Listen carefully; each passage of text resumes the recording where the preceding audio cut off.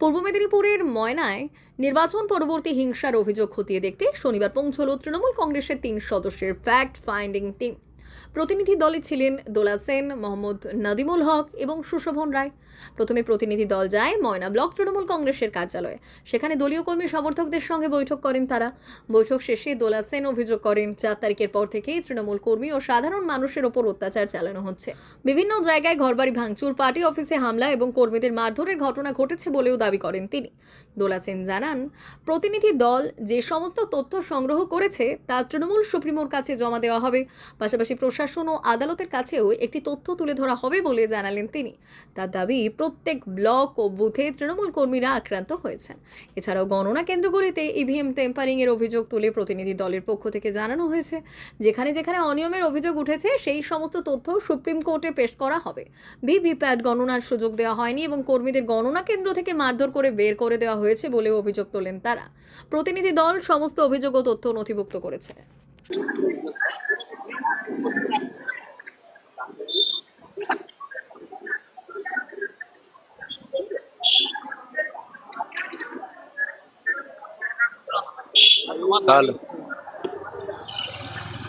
ভাবে সাধারণ কর্মী এবং সাধারণ মানুষ তাদের ওপর অত্যাচার হচ্ছে, তারা মার খাচ্ছেন, তাদের ঘরবাড়ি ভেঙে দেওয়া হয়েছে। পার্টি অফিস শুধু দখল নয়, প্রশাসনিক অফিস যেগুলো সেইগুলো পর্যন্ত দখল করে দেওয়া হচ্ছে।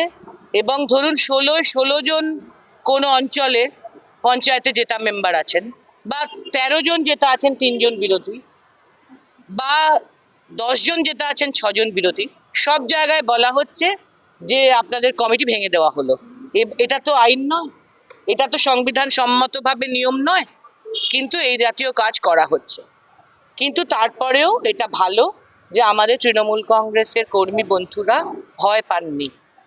আমরা 4 থেকে 12 দিন হয়ে গেল আমাদের এখানকার যিনি ব্লক সভাপতি মৃণালদা মিটিং ডেকেছেন এবং এতজন এসেছিলেন, এবং আমরা একটু লেট করেছি, নইলে আরও জন এসেছিলেন, তাদের আমরা মিট করতে পারিনি। আমরা জানতে এসেছিলাম দলের পক্ষ থেকে এই সবার পরিস্থিতিটা। আমরা খুব মন দিয়ে ওনাদের কথা শুনেছি।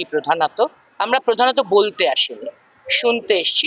ফ্যাক্ট ফাইন্ড করা যা কাজ, আমরা যা জেনে গেলাম তা আমরা অবশ্যই দিদিকে জানাবো, এবং আমাদের দলের পক্ষ থেকে নিশ্চয়ই এই সমস্ত ইনফরমেশন প্রশাসনকে দেওয়া হবে। এবং কোর্টেও আমাদের দলের পক্ষ থেকে কেস করা হয়েছে। কোর্টও রায় দিয়েছে গতকাল যে যারা ঘর ছাড়া তারা যাতে বাড়ি ফিরতে পারে সে ব্যবস্থা প্রশাসনকেই করতে হবে। অতএব এই ফিডব্যাকগুলোও আমরা কোর্টের কাছে এবং স্থানীয় প্রশাসনের কাছে দলের পক্ষ থেকে যাবে, যে তারা যাতে সবাই সসম্মানে বাড়ি ফিরতে পারে এবং কোর্টের অর্ডার অনুযায়ী তারা তাদের প্রশাসনিক অফিসগুলোতে যেন কাজ হয়।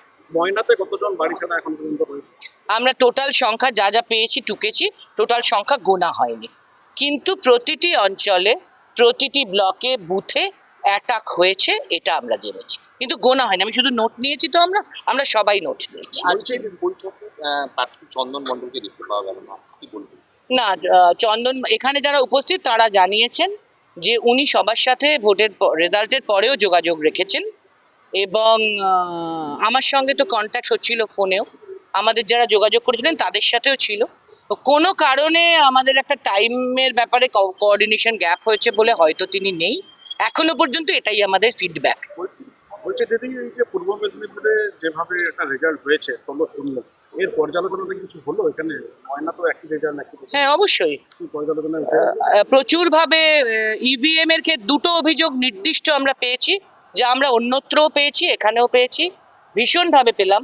বুথ ওয়াইজ আমরা লিখে নিয়েছি সেটা, যে ইভিএম এটা নিয়ে সুপ্রিম কোর্টে কেস হচ্ছে, ফলে সেখানে আমরা এটা প্রোভাইড করব, যে বুথ ধরে ধরে, কাউন্টিং সেন্টার ধরে ধরে, টেবিল ধরে ধরে কোথায় কোথায় ইভিএম এর যে চার্জ 100 দিয়ে শুরু হয়েছিল ভোটে দিন, সেটা কমে 70, 74, 68 হয়েছিল, আর কাউন্টিং এর সময় সেই চার্জটা কি করে বেড়ে আবার 94, 95, এমনকি কোথাও 98, 99 হয়েছে।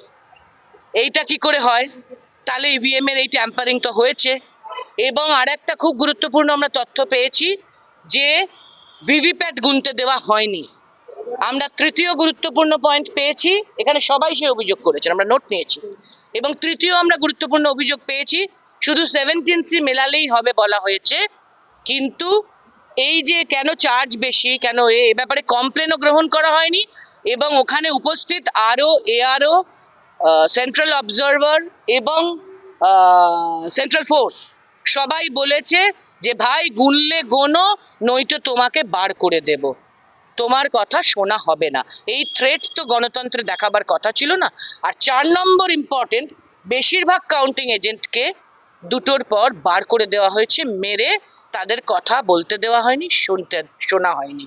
তো ফলে তারপরে কাউন্টিং, যেটা 10 রাউন্ড পর্যন্ত, এরকমও তথ্য আমরা পেলাম যে 10 রাউন্ড পর্যন্ত যেখানে 3000 হয়তো ডেফিসিট, সেটা 14 রাউন্ডে গিয়ে 16,000 কি করে হলো, এটাও একটা প্রশ্ন আমরা পেয়েছি। আমরা প্রত্যেকটা প্রশ্ন মন দিয়ে শুনেছি, লিখেছি। আমি হয়তো বলতে গিয়ে কিছু মিসও করতে পারি, তবে কিছু আমি মনে করে ঠিকই বলেছি বলে আমার ধারণা। ফলে এই সব ফিডব্যাক আমরা দলকে দেব এবং আমাদের দলই পাঠিয়েছে এখানে। এবং নিশ্চয়ই আমরা সুপ্রিম কোর্টে এই বিষয়ে ভোট চুরির বিষয়ে আমরা কেস করেছি, সেখানে নজরদারিতে আনবো। আর ল অ্যান্ড অর্ডারের প্রশ্নে হাইকোর্টে কেস হয়েছে, দিদি নিজে সেখানে প্লি করেছেন, আমরা সেখানে এটা বাকি যে ফিডব্যাক পেলাম সেটা আনবো নজরদারিতে। যারা ঘর ছাড়া আছে, যাদের এরকম কি থানায় কোনো অভিযোগ করেছেন আপনারা? যারা আছেন বাইরে তারা নিজেরা করেছেন। এরকম তো আমি আবার আগেই তো বললাম ভাই, আমি প্রত্যেকটি নোট করেছি, কিন্তু আমরা গুনে উঠতে পারিনি টোটাল কত। গুনে নিয়ে আপনারা জানতে পারবেন, আমরা তো টোটাল গুনে নিয়েই দলকে বলবো। এরপরে আর কোথায় কোথায় যাবেন? আপাতত এরপরে তমলুক এবং তারপর হলদিয়া। মা ওয়েলফেয়ার ফাউন্ডেশন নেশা মুক্তি ও পুনর্বাসন কেন্দ্র বিজ্ঞানসম্মত আধুনিক পদ্ধতি ও অভিজ্ঞ চিকিৎসকদের দ্বারা চিকিৎসা ও কাউন্সেলিং করানো হয়। নেশার প্রবণতা থেকে বের হওয়ার জন্য চাই সৎ ইচ্ছা। এই নেশাসক্ত ব্যক্তিদের নানান সমস্যার সম্মুখীন হতে হয়, তারা চাইলেও এই পথ থেকে বেরিয়ে আসতে পারেন না, হতাশ ও একাকিত্ব বোধ করেন। তাদের ভুল পথ থেকে স্বাভাবিক জীবনে ফিরিয়ে আনতে আমরা বদ্ধপরিকর। মাদকাসক্ত ব্যক্তি পাগল নয়, খারাপ নয়, তারা শুধুই অসুস্থ। প্রয়োজন শুধু সঠিক চিকিৎসা।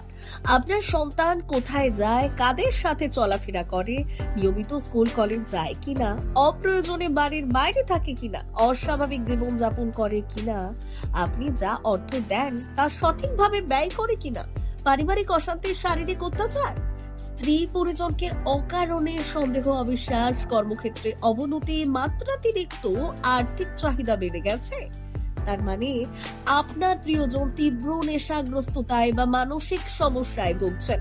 নেশামুক্তি ও মানসিক রোগের নিরাময় ও কাউন্সেলিং কেন্দ্র এখন বেলদায়।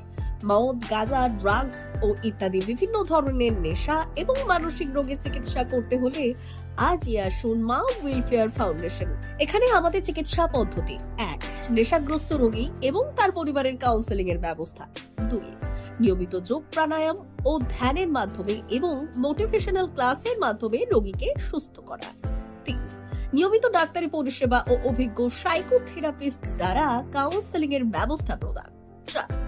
প্রত্যেক রোগীর নিজস্ব শারীরিক এবং সামাজিক বৈশিষ্ট্য অনুযায়ী পৃথক পৃথক কাউন্সেলিং এর ব্যবস্থা, অভিজ্ঞ পরামর্শদাতার পরামর্শ প্রদানের ব্যবস্থা। 5. অনিচ্ছুক রোগীদের বাড়ি থেকে চিকিৎসা কেন্দ্রে নিয়ে আসার ব্যবস্থা করা হয়। বিশ্ব স্বাস্থ্য সংস্থা দ্বারা অনুমোদিত মদ, গাঁজা, ড্রাগস ও মানসিক রোগে চিকিৎসা করতে হলে আজই আসুন মা ওয়েলফেয়ার ফাউন্ডেশন বেলদা থেকে।